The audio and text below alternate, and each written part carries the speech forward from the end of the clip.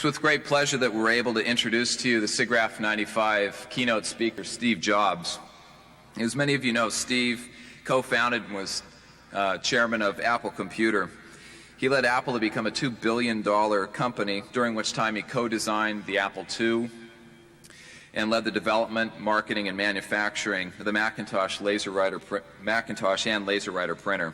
Steve also co-founded and currently serves as chairman and CEO of Next Computer. Steve attended Reed College in my hometown, Portland, Oregon. He went on to receive the National Technology Medal from President Reagan in 1985 in recognition of his pioneering work in technology, and in 1989 was named Entrepreneur of the Decade by Inc. magazine. About 10 years ago, Steve purchased the Lucasfilm Computer Graphics Research Group from George Lucas and spun it off into an independent company we know today as Pixar. Steve serves as chairman and CEO of Pixar today as well. In 1988, Pixar won the Best Animated Short Academy Award for Tin Toy, the first time a computer-animated film was awarded with an Oscar. Pixar, together with Walt Disney Company, is currently in production on the first ever completely computer-generated feature-length film in history, which is called Toy Story, and it will come to life this Thanksgiving. Please give a warm welcome to Steve Jobs.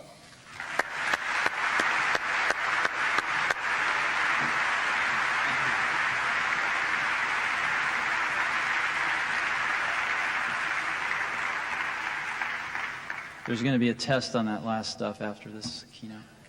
Can we? Okay, great.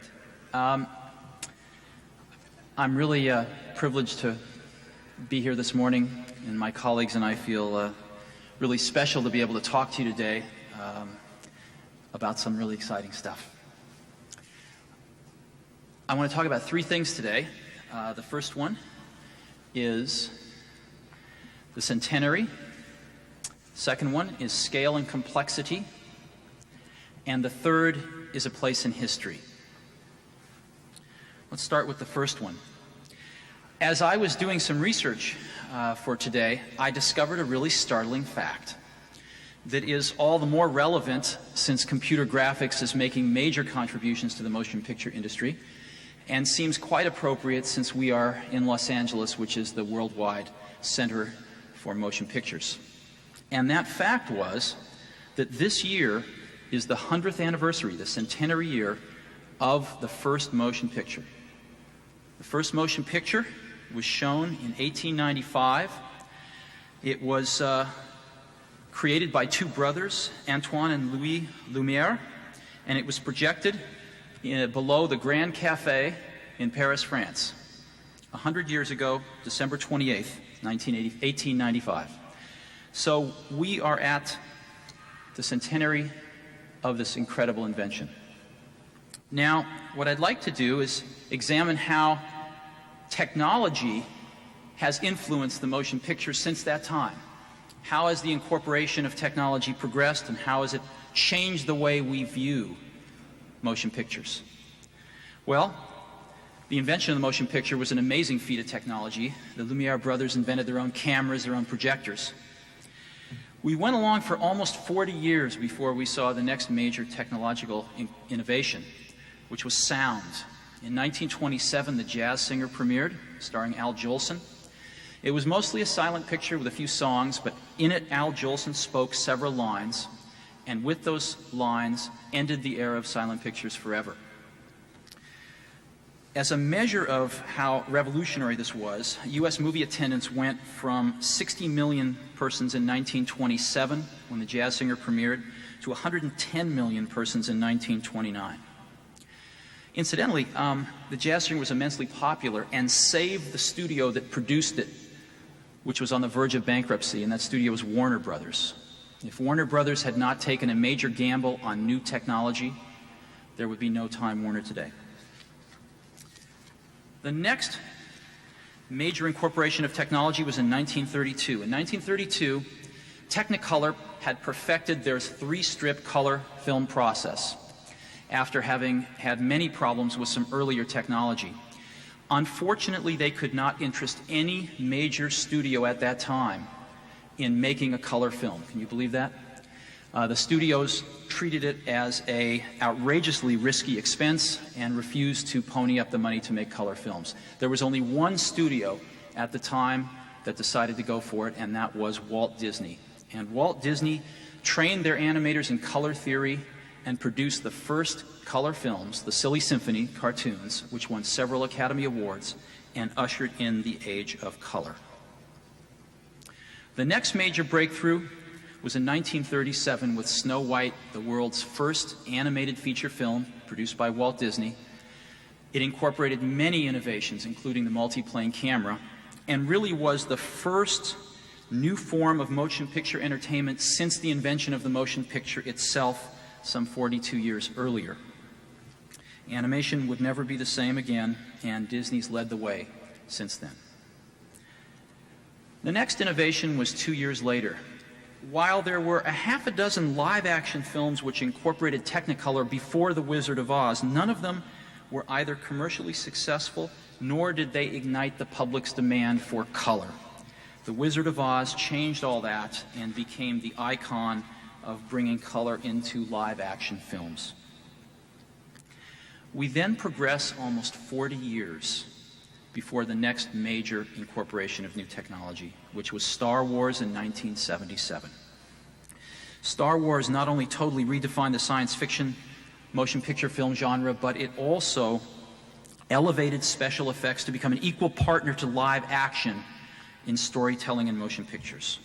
Now, although Star Wars' effects were produced pre-computer graphics, they really opened the door for everything that followed, and we are still living in their shadow today. We then progress a little over a decade to Terminator 2. Although Terminator 2 was the first film to bring computer graphics special effects into the mainstream, although there were a few films to incorporate computer graphics special effects, like Alien and the Abyss before Terminator 2, Terminator 2 was what captured the public and elevated computer graphics special effects to the mainstream. This was followed 2 years later by Jurassic Park, which carried the art a little further and created the most commercially successful film of all time because of the computer graphics special effects. And that brings us to 1995. In 1995, the centenary year of the invention of the motion picture itself, we have another major milestone, something I think will go down as a landmark in motion picture history, and that is the first completely computer-generated feature-length motion picture, completely computer-synthetic, on the 100th anniversary of the motion picture itself, and that, of course, is Toy Story. Toy Story represents the computer graphics community contributing not just special effects to a motion picture, but the entire motion picture itself. It's a breakthrough on the scale of Technicolor, Snow White, and Star Wars. It is way beyond what we've seen in computer graphics special effects. Without diminishing Jurassic Park in any way, let me illustrate. If you take Jurassic Park and stack all of the frames that contain any computer synthetic element back to back, you get about 5.5 minutes. Of course, these frames do not include background sets or anything, usually just one computer synthetic element. Toy Story is 79 minutes in length, and every frame is totally synthetic. Major, minor characters, background, sets, etc. An order of magnitude leap. And again, most importantly, we see computer graphics not just playing a supporting role to live action, but actually providing the entire vision for the motion picture. Now, I know a lot of you have seen Toy Story, a clip in the film show. I have that clip here today on film if you'd like to see it again. Would you like to see it, or would you like to skip it? Okay, great. Well, I'd love to show it. So can we get the lights down and show the first clip?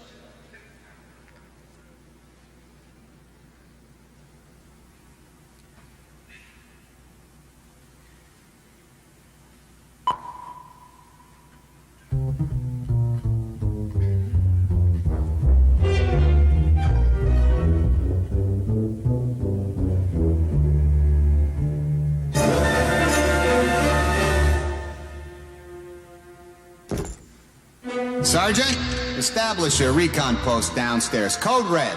You know what to do. Yes, sir.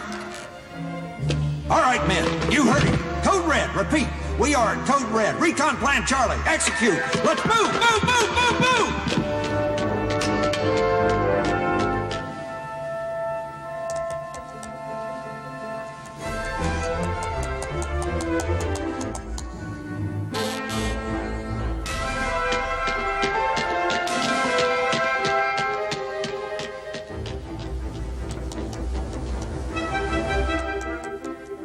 Okay, come on, kids.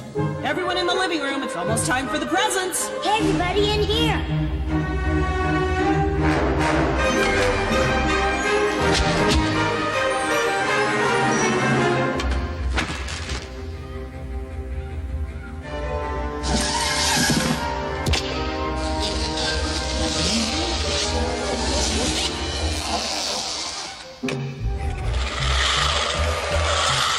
This is how we find out what is in those presents.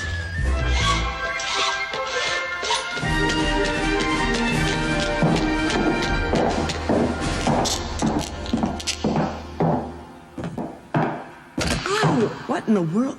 Oh, I thought I told him to pick these up.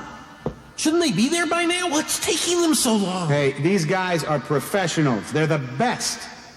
Come on, they're not lying down on the job.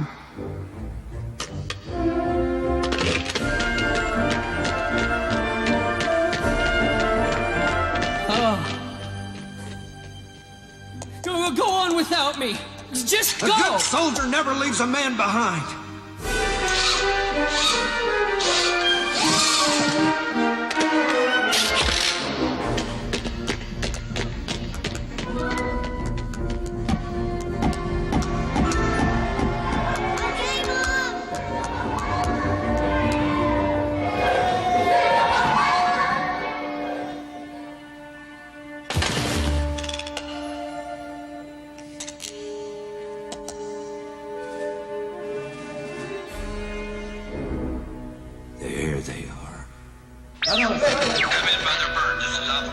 This is it.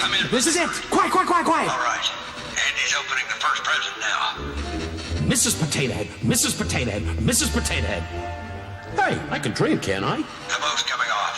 He's ripping the wrapping paper. It's a lunchbox. We've got a lunchbox here. A lunchbox? Lunchbox? Lunch. Okay, second present. It appears to be, okay, it's bed sheets. Who invited that kid?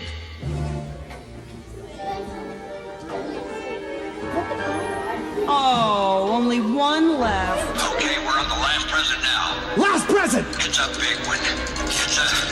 It's a board game. Repeat, battleship. Battleship, the board game. Yeah, all right. Hey, watch it! Sorry there, old spudhead. Mission accomplished. Well done, men. Pack it up. We're going home. So did I tell you? Huh? Nothing to worry about. I knew you were right all along, Woody. Never doubted you for a second. Wait a minute. Oh, what do we have here? Wait! Turn that thing back on! Come in, Mother Bird. Come in, Mother Bird. Mom has pulled a surprise present from the closet. Andy's opening it. He's really excited about this one. Mom! It's a huge package. Oh, what? Get out! One of the kids is in the way. I can't see him. It's a...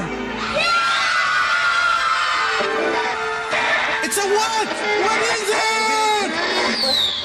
Oh, no, you big lizard. Now I'll never know what it is. Way to go, Rex. No, turn him around! Turn him Oh, around! he's putting him in back. Yeah, you're putting him in backwards. Plus is positive, minus is negative! Outlet me!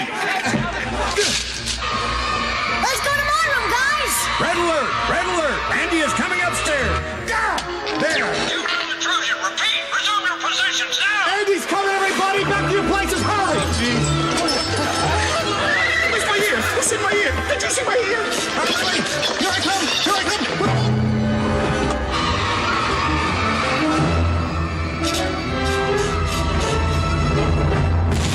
Yes. Cool. Strings or something. Look at the lasers light up. Take that, Zerg. Quick, make a space. This is where the spaceship lands. And your present package does a karate chop action. Andy! Come on downstairs, guys. It's time for games. We got prizes. Oh, yeah.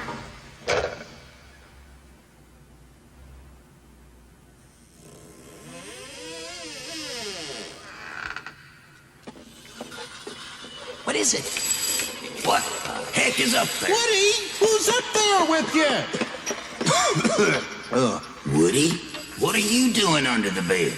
Nothing. I'm sure Andy was just a little excited. That's all. Too much cake and ice cream, I suppose. It's just a mistake. Well, that mistake is sitting in your spot, Woody.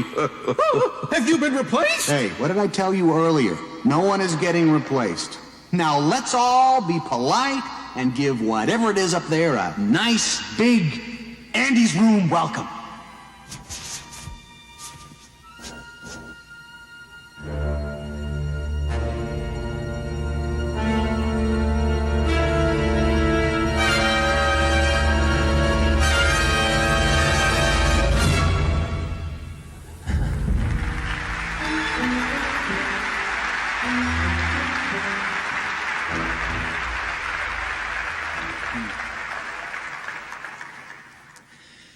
As you know, Woody is played by Tom Hanks, and Buzz, the spaceman, is played by Tim Allen.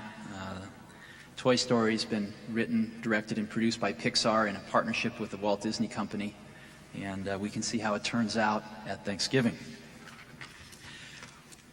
Next, we've come a long way in 100 years. I want to talk about scale and complexity. To highlight a little bit of what we've seen here. The first is, as I mentioned, 79 minutes long, every frame completely computer synthetic. It's 114,000 frames,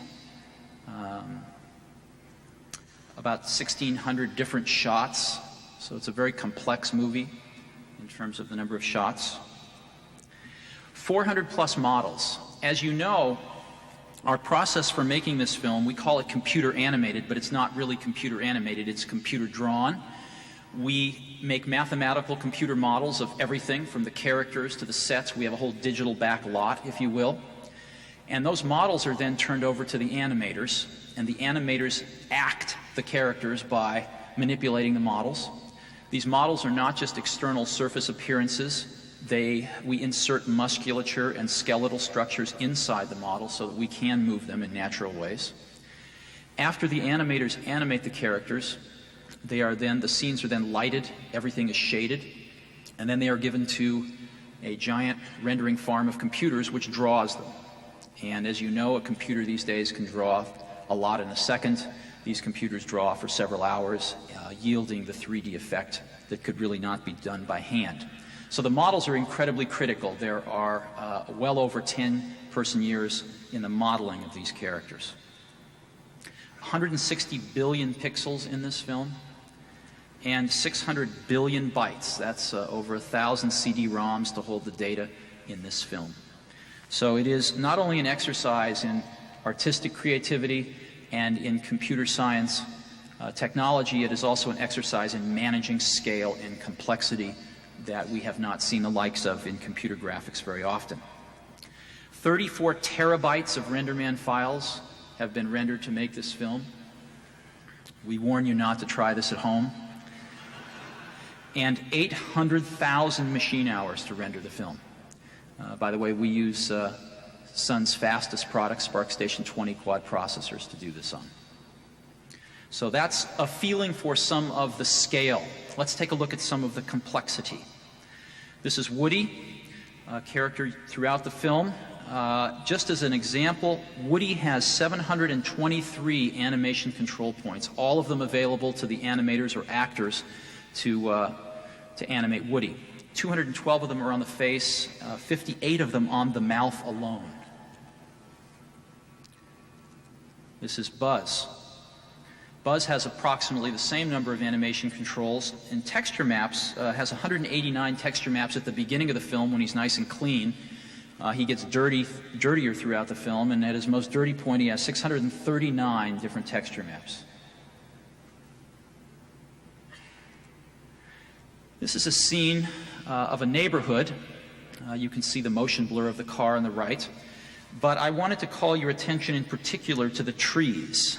Each of these trees has approximately 10,000 leaves. On this scene here, there's over 1 million leaves being rendered.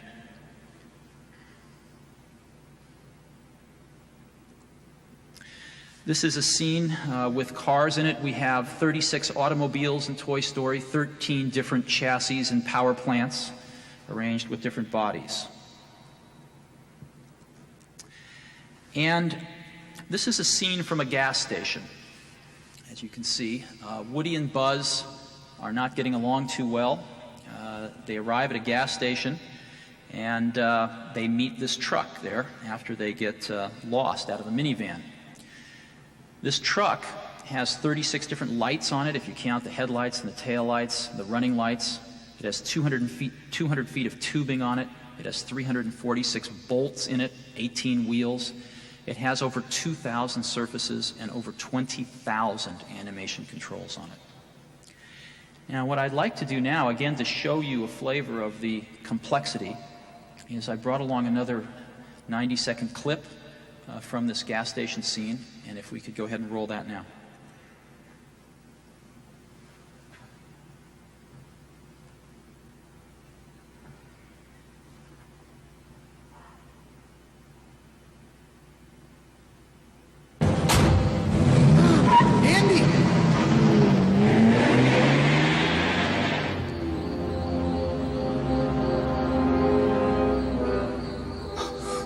Doesn't he realize that I'm not there?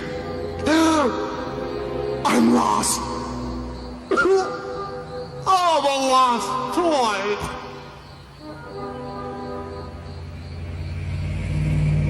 Buzz Lightyear mission log. The local sheriff and I seem to be at a huge refueling station of some sort. You!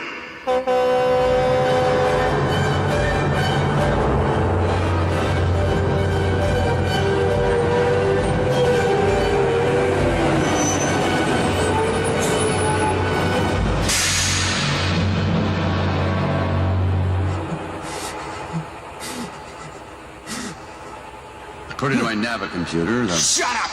Just shut up, you idiot! Sheriff, this is no time to panic. This is the perfect time to panic! I'm lost, Andy is gone, they're gonna move from their house in 2 days and it's all your fault! My fault? If you hadn't pushed me out of the window in the first place... Oh, yeah, well, if you hadn't shown up your stupid little cardboard spaceship and taken away everything that was important to me... Don't talk to me about importance. Because of you, the security of this entire universe is in jeopardy. What? What are you talking about? Right now, poised at the edge of the galaxy, Emperor Zurg has been secretly building a weapon with the destructive capacity to annihilate an entire planet. I alone have information that reveals this weapon's only weakness. And you, my friend, are responsible for delaying my rendezvous with Star Command. You are a toy! You weren't the real Buzz Lightyear, you're an action figure! You are a child's plaything! You are a sad, strange little man, and you have my pity. Farewell. Oh yeah? Well, good riddance, you loony!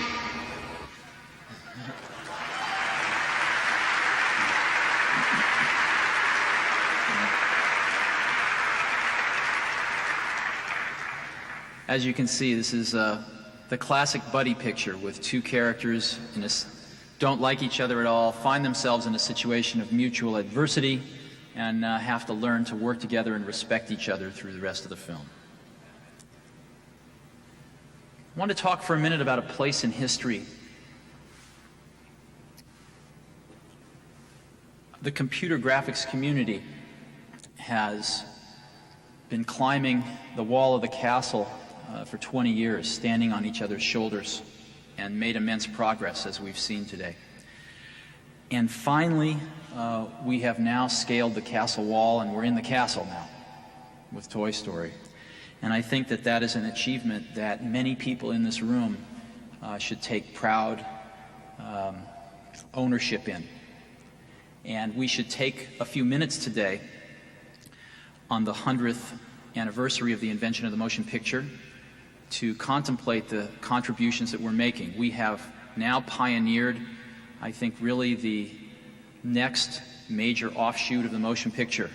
It's going to be a medium in its own right. It's going to have unique talents in itself that we will find boundaries for as we explore it over the next many years. And this is an achievement that I hope everybody this year and possibly today takes a few minutes to just contemplate and feel pride in. There will be a second centenary of the invention of the motion picture 100 years from now. None of us will be here at that event, but hopefully there will be a lot of people here talking about how it's been 200 years since the invention of the motion picture. I think they will also be talking about how it has been 100 years at that time since the first computer-animated synthetic feature film premiered.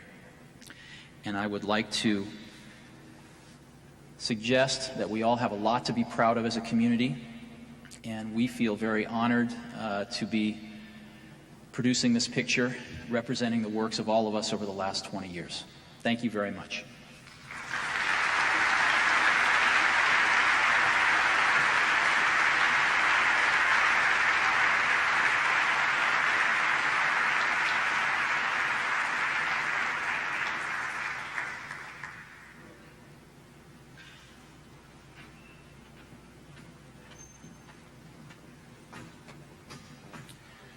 We'd like to congratulate Kurt and Jose for your awards. Thank you for your thoughtful words, and Steve as well for your presentation.